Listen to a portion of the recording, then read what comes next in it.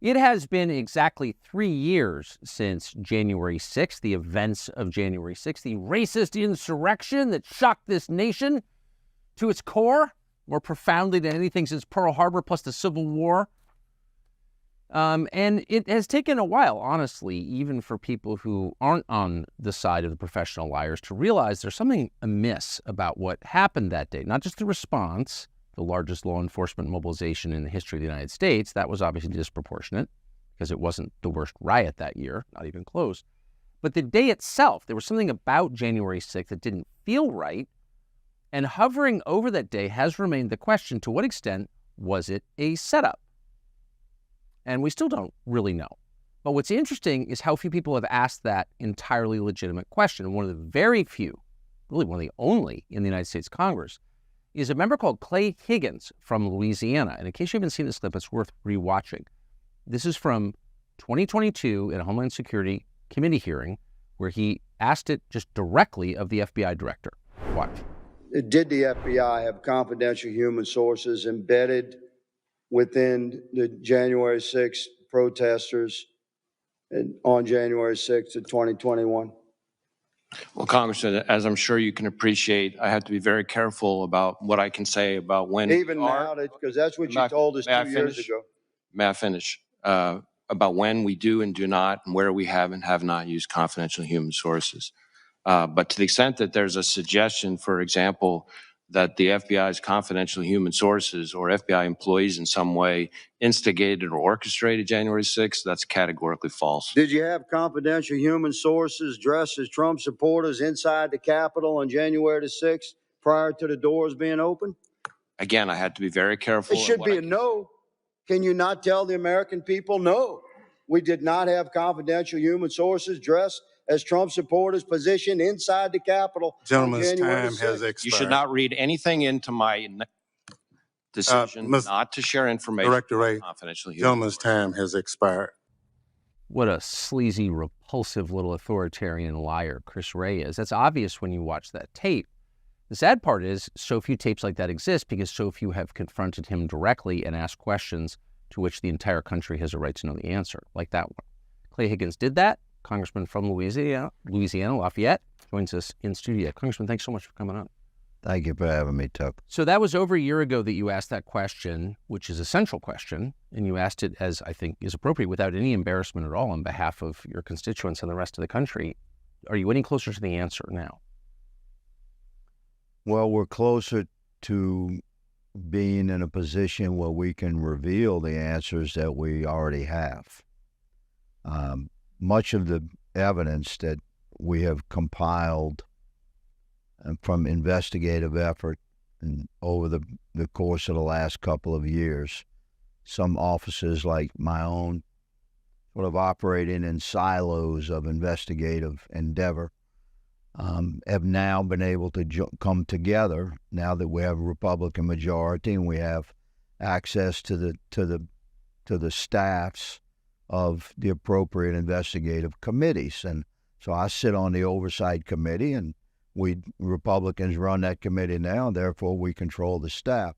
So when you can magnify the efforts that individual members of Congress have pushed within our own offices, when you can magnify those efforts by the skill and the numbers of staff from the committees, you get a lot of evidence reviewed professionally and aligned and assembled into essentially a case file. And in this case, this is a big file because the involvement of certain actors, you could say deep state actors within the federal government, to set the stage for what happened in J4, 5, and 6, and to entrap thousands of Americans from across the country and lure them into this set stage on J4, 5, and 6. The people that were involved in that is quite a large web. So, yes, sir, we do have a great deal of evidence compiled, and we're gradually, professionally rolling that evidence out. So you sort of answered the question right there in larger terms. You just said that elements within the federal government, I assume law enforcement, intel, and military, and I'm using your words, lured Americans to Washington into what you called a trap. Yes, sir. So that would, I mean, that's a shocking, and I assume that's a sober conclusion based on the evidence. That's what you're saying. That would be my sober assessment as an investigator, and I love my country, and I've always been a staunch defender of the thin blue line, and I would proudly count the FBI amongst that number. It's like brothers to me. So to find that level of conspiratorial corruption at the highest levels of the FBI has been very troubling to me as a man, as a cop.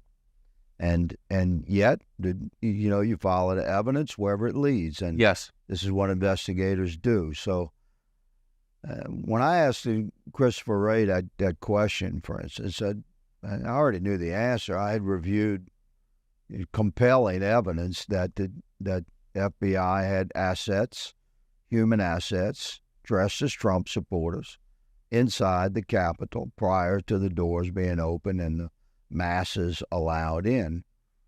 So I knew that the FBI was deeply involved. I'd seen evidence, even at that time, with that the FBI had embedded themselves into various groups online across the country of Americans who were essentially voicing their concerns and airing their grievances with each other about COVID oppression.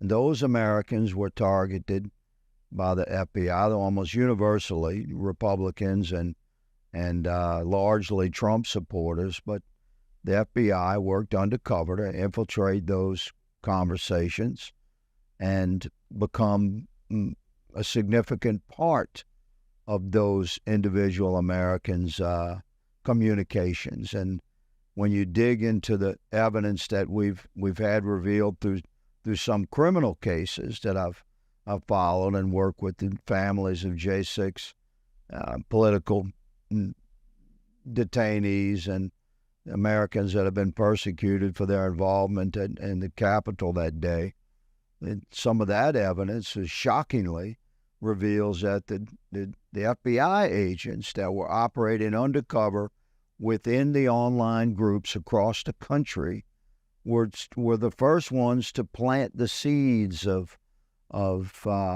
suggestions of a more radical occupation of the Capitol, and they were sort of testing the waters of who amongst that group would begin acknowledging that, maybe we should do that. Maybe we should plan for an occupation like that. But if you look at the origins of those conversations, they were started by the FBI undercover guy that was operating inside the group. And then months later, on January 4th, 5th, and 6th, many of those Americans met for the first time in person when they gathered for the massive rally where American patriots assembled to object to everything that had happened during 2020, the COVID oppression, and the stunning results of what we believe was a compromised election cycle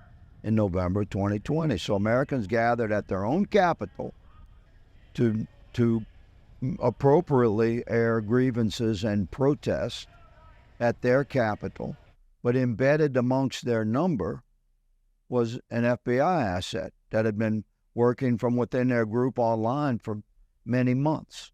So this was the level of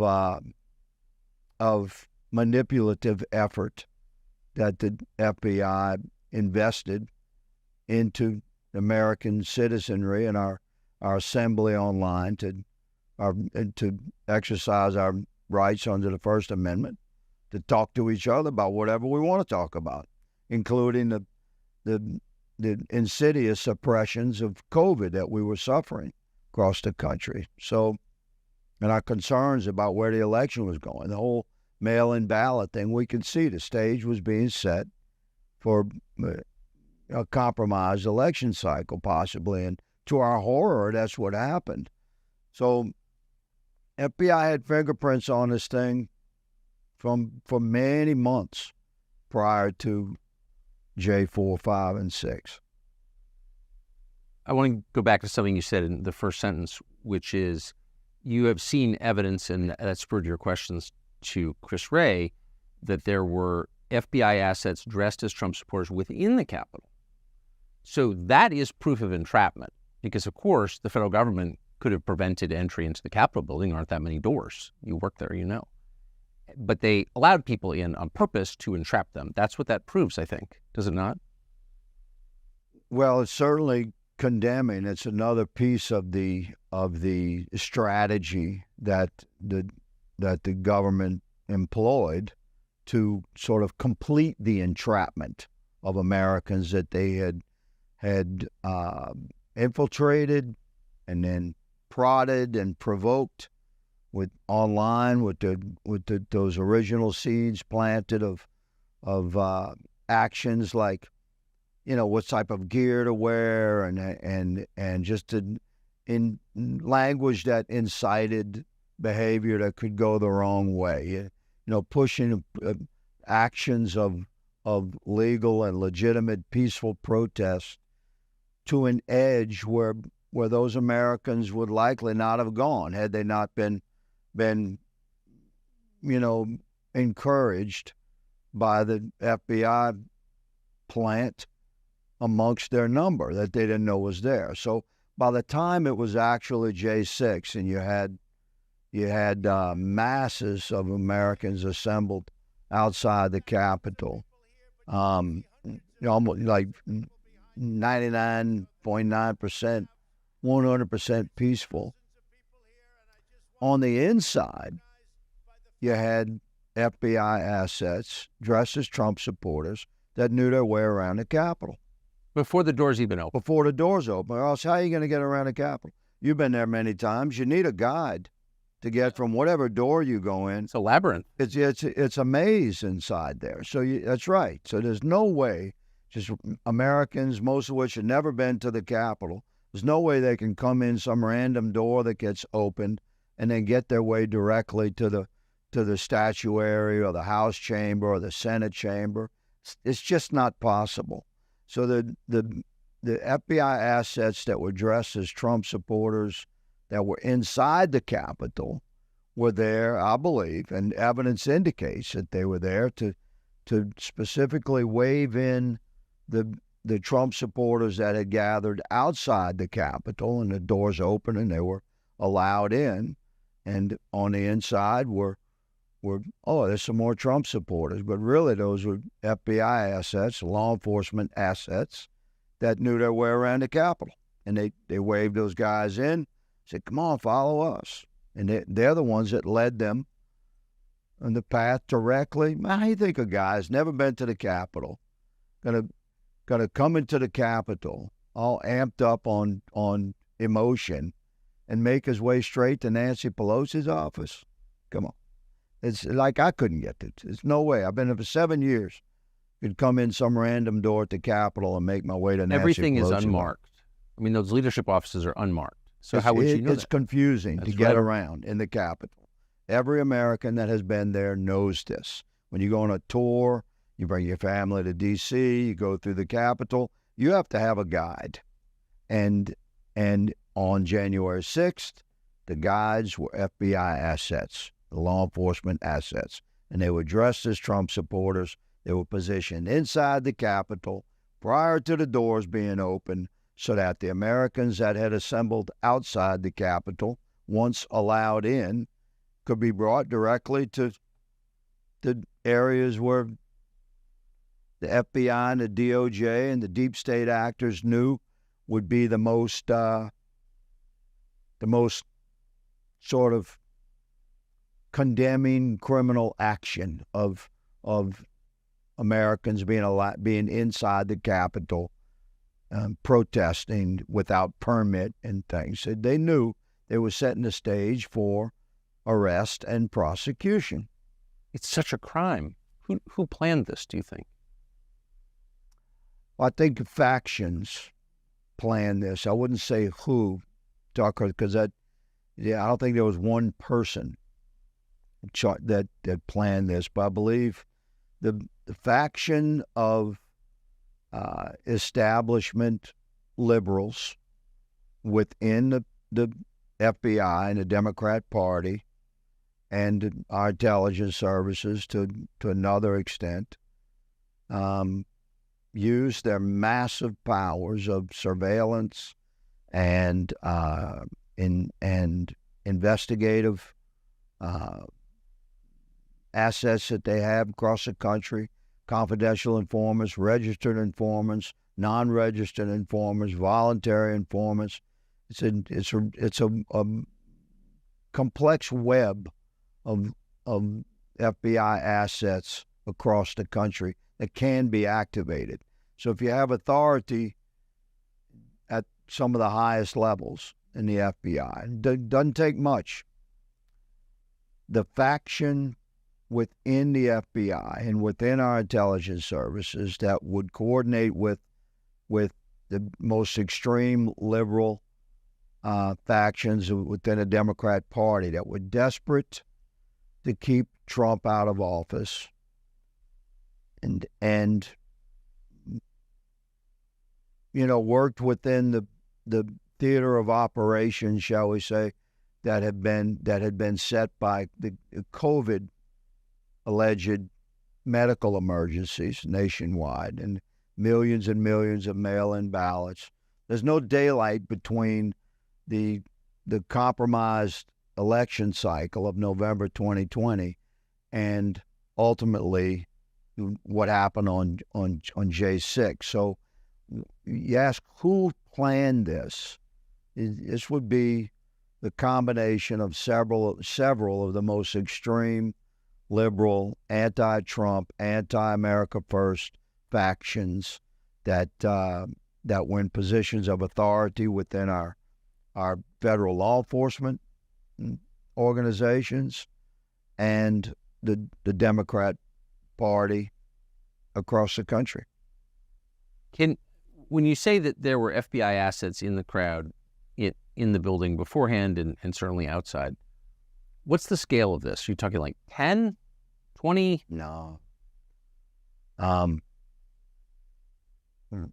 Based upon some very conservative but like hard investigative effort, evaluation of the numbers, from putting together eyewitnesses and videos and affidavit statement and whistleblower statements and court records that have been revealed through individual criminal cases where J6 defendants have been prosecuted and smart attorneys have forced admissions by the DOJ and the FBI, but those admissions have been sealed within the parameter of that criminal case by protective order by the judge, so I can't share them, but I've seen them.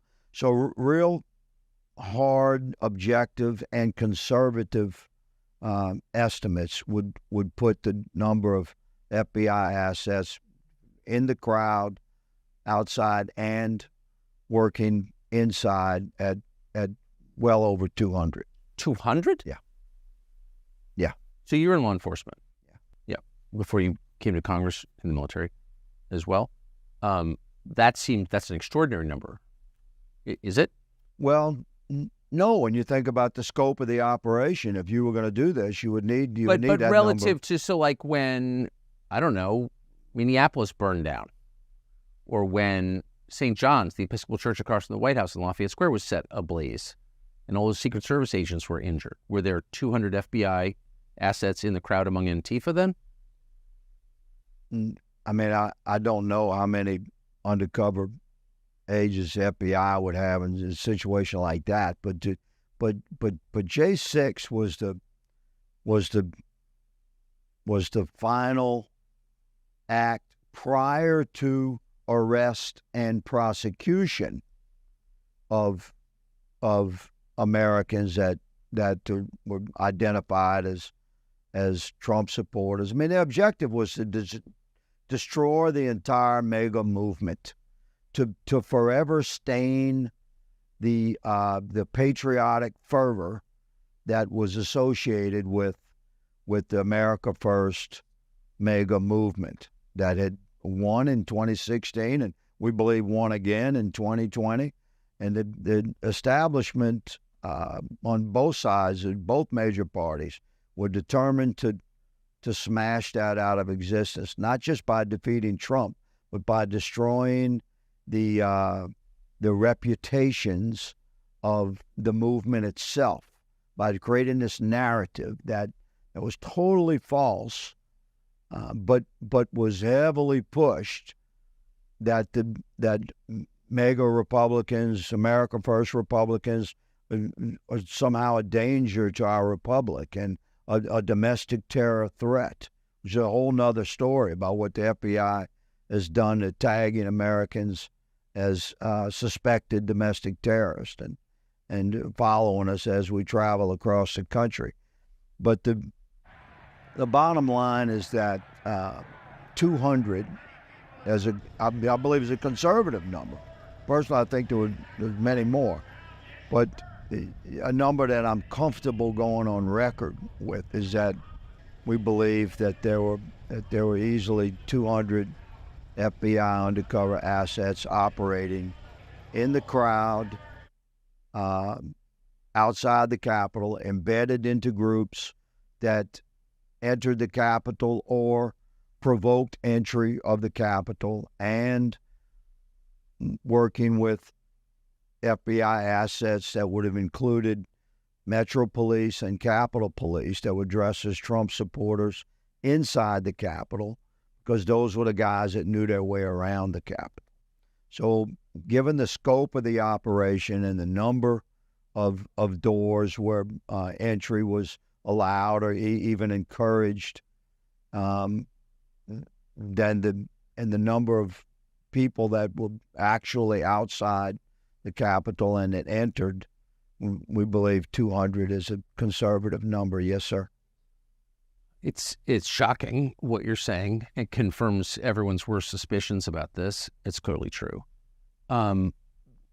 Did you come across any evidence that the DOD, the military, either Defense Intelligence Agency or National Guard or any part of the U.S. military played any role in this at all? I have not seen that.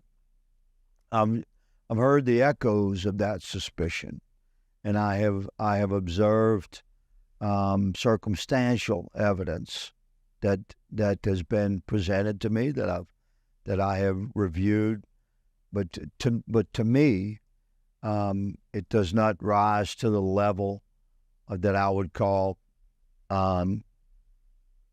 actionable from an investigative perspective.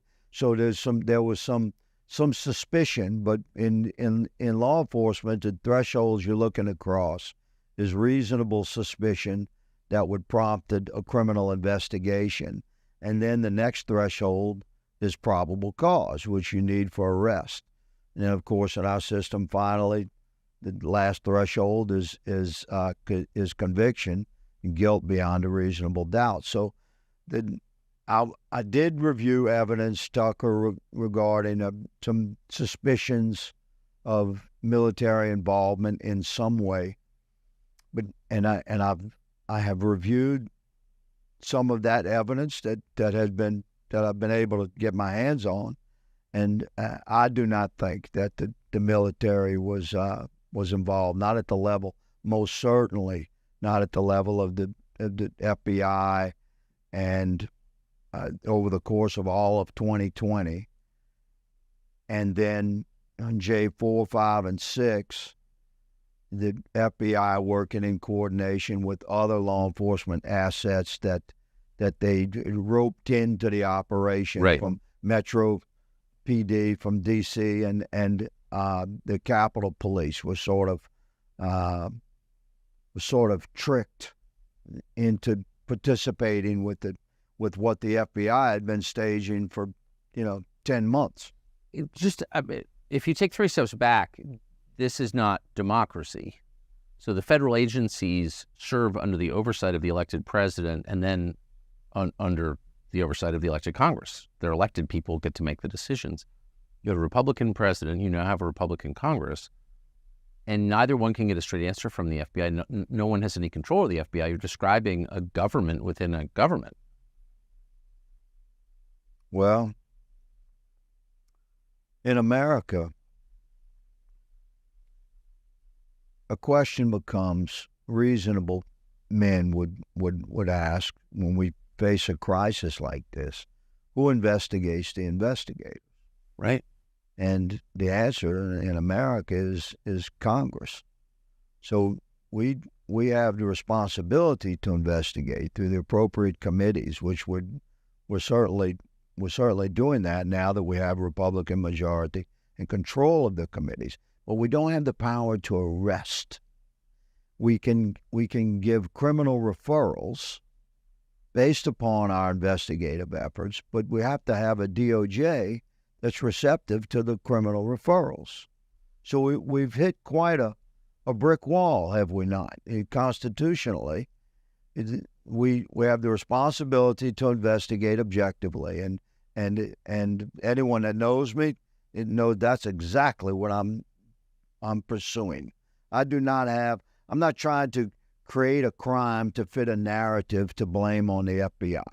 I'm following the evidence, and to my horror, it implicates our FBI at the highest level, and a conspiracy within our government at the highest level to create to set the stage for a compromised election cycle in 2020, and then the actions that took place on J4, 5, and 6, and then the criminal investigation, arrest, and prosecution of Americans that they were able to entrap and document with the thousands of cameras that were operating that day, and use that evidence that they knew they were setting up to investigate, arrest, and prosecute the Americans that they had entrapped. So Congress can investigate these things, and we will reveal these horrific truths, and we will have criminal referrals. But until you have a president running the executive branch that will clean house at the DOJ and FBI at the highest levels and put American patriots in place that will act upon the criminal referrals that Congress provides, then none of those guys are going to get arrested because they're not going to arrest themselves, and we don't have arrest authority. I'm a little surprised, and don't expect you to be critical of your colleagues in the Republican conference, but I mean, they do control the House. Impeachment is a thing. Chris Wray is still the FBI director. I watched Republicans, some of whom I know, cheer the murder of Ashley Babbitt, who was an unarmed woman, less than 5'5", by Michael Byrd. They were on Michael Byrd's side. And I have to say, for a lot of Republican voters, and I count myself among them, very clarifying. If you're cheering Ashley Babbitt's murder, shooting women now, that's okay because she likes Trump. And there were Republicans who were like, yeah, I was happy. Like, a lot of them thought that. What the hell? Yeah, that was, and it made me sick. Me too. You know, there's a great responsibility when you wear a badge in America. I mean, think about it. To be the designated servant of your community that has the authority to deny the freedom of a fellow American in the land of the free. Like, that's a heavy responsibility. So the escalation of force it must be appropriate in order to effect a lawful arrest. And a bad shoot is the worst thing that an officer can possibly be involved in his career. It's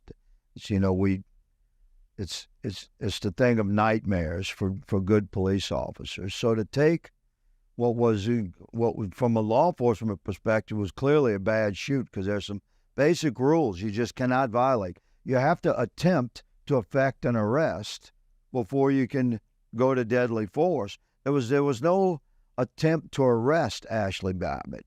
There were officers on the other side of the window she was climbing through. There were officers on the interior side of the window she was climbing through. There was no indication this had been going on for an hour, and there was no reports on the radio or anywhere else of gunfights. So there was no reason at that point to expect that Ashley Babbitt or anybody else in the crowd was going to produce a firearm and start firing on police officers. Why? Because it had not happened. So that's part of the totality of circumstance that a police officer is responsible for knowing. We stay in constant communication with our radios. We know what's going on. That officer that pulled that trigger shot a American woman who was clearly in like a physically compromised position, climbing through the broken glass of a window. Is not, it's not like she just stepped into the cage at MMA and she was ready to fight. She was climbing through a window draped in a flag. There's police officers on the other side of the window. There's police officers on the interior side of the window. So you have plenty enough officer presence. If you want to arrest that woman, and by all means, pull her through the window, put flex cuffs on her and throw her in the corner. We'll get to you later, ma'am. We're kind of busy right now. But that's what you do. You'd have grabbed that woman and pulled her through, flex cuffed her and threw her in the corner, or handed her back to somebody that could pull her back, from that front line right there. So I understand that very well. I understand officers have to make split-second decisions, but you never make a decision to use lethal force unless it's absolutely called for and required. If you're losing a fight attempting to effect an arrest, then yeah, if the officer's life is in danger and is all by himself, but there's never should be a circumstance where you just pull the trigger on a woman climbing through a window that's clearly unarmed. There's no evidence of gunplay from the crowd that she's coming from. You got officers on both sides of where she is. If you got to arrest her, then by all means, arrest her. To put flex cuffs on her and move on so she can handle the next person trying to come through the window. But you don't shoot her. So that was a bad shoot. And if you do, there's a real investigation. It was cheered. Yep. Why do you think that was? And there's this insanity that has taken hold in the minds and hearts of many otherwise reasonable American citizens, where they hate Trump so much, like they're so deeply embedded, and they've sold their souls to the establishment, that when we had an America First president and he like stopped the military-industrial complex forward momentum, and he began restoring power to individual members of Congress and restoring individual rights and freedoms and sovereignty of the state, and he took away the actions of the cartels and brought this real common sense approach to the executive branch, and was leading our country in that beautiful direction. This was interfering with the business model of the establishment. So many career politicians on both sides of the aisle, and I don't like those guys, man. I'm not one of them. I serve my country in Congress, but I don't consider myself a politician by any means. I'm a servant to we the people. But some of these guys, man, they pop out of the womb to be politicians. They get groomed their whole life, to be a career politician. And those are the ones that had this instinctive cheer for something really bad happening to a Trump supporter. Their true color showed in that moment, and it was an ugly color. Yeah, dude. We shouldn't be shooting women, number one. I couldn't agree more. So where does this go from here? You have this corpus of information. It sounds like it's definitive. When does the public see the detail? And what's the process after that? It's a good question. So evidence from criminal investigations by nature is rather secretive. But there is a tremendous compilation of data that I think should be made completely available to the public, and that's the digital files from J4, 5, and 6.